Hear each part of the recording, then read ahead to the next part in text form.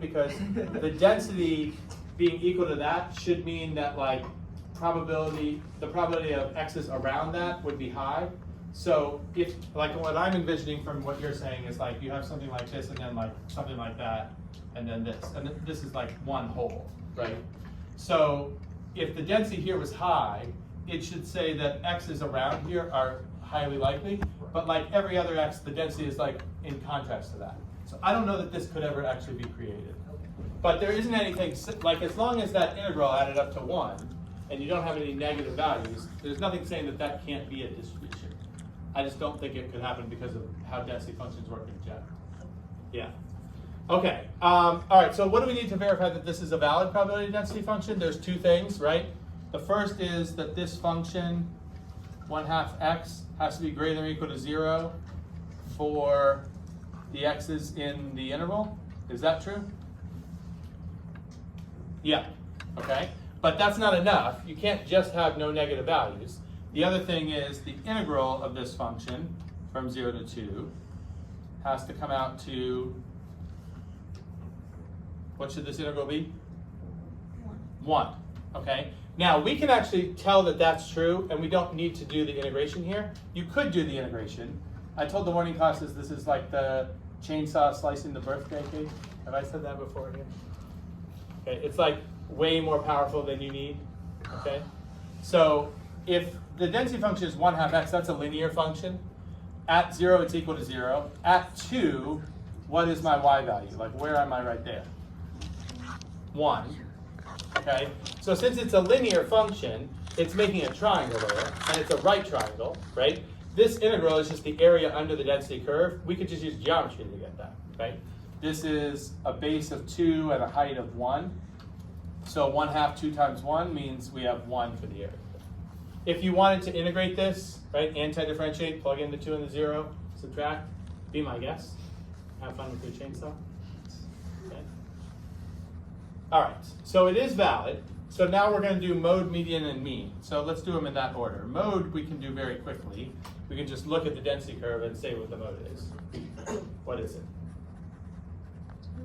It's 2. It's not 1, right? It's not the max. It's the location of the max. So that would be 2 here. Okay?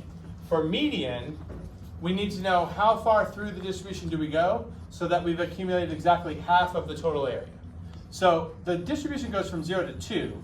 So if I went to the middle of the distribution, if I went halfway through to be at 1, can you tell from my picture, would 1 be the median or would it be too low or too high? It's too low. Like by the time you get to 1, you've accumulated less than half of that area. Does that make sense? So we're trying to find out how far do you go to get exactly half the area. So what you do, this is for median, is you integrate from 0 up to this unknown m. That's the thing we're trying to find, right? You integrate 1/2 x, and you set the integral equal to 1/2. Because the total area is 1, so half the area is 1/2. So we have to anti-differentiate this because we're looking for the thing in the upper limit. What's the antiderivative of x over 2? X squared over 4. And we're plugging in 0 and m and setting that equal to 1/2.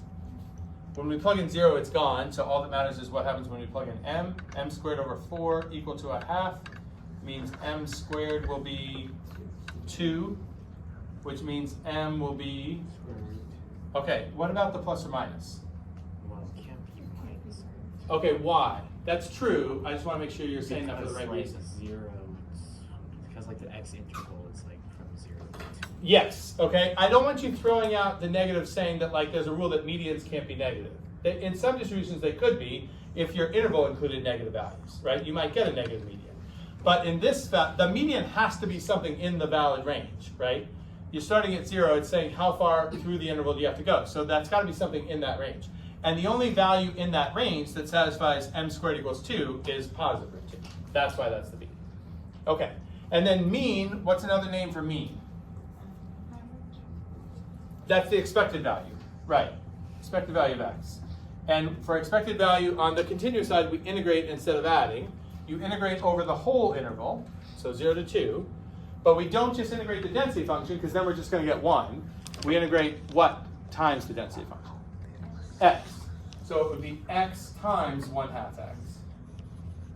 which means we're doing the integral from 0 to 2 of x squared over 2. Right? And the antiderivative of x squared over 2 would be cubed over 6.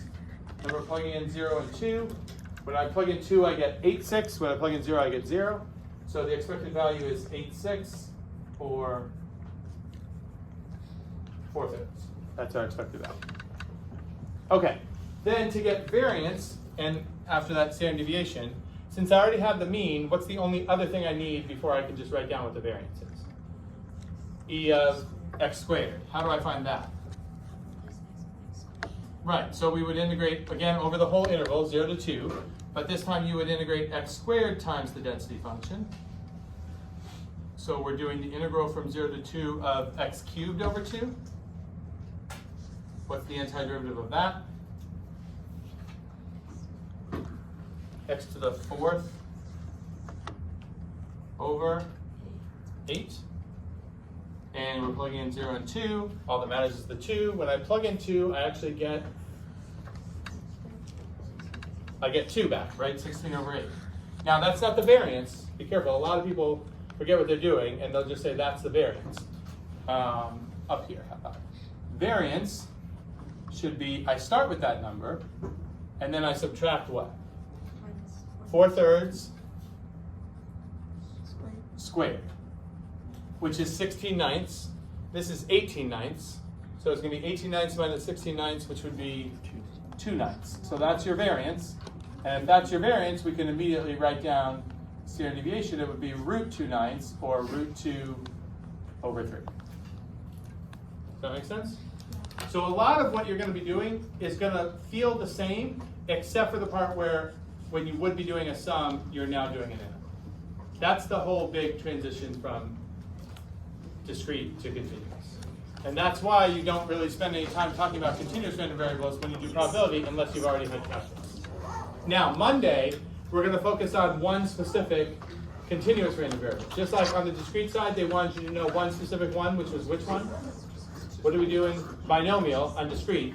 On the continuous side, the one you need to know is one you guys are all familiar with already. Do you know what it is? Normal. The normal distribution. So that's what we're going to be talking about on Monday. Okay?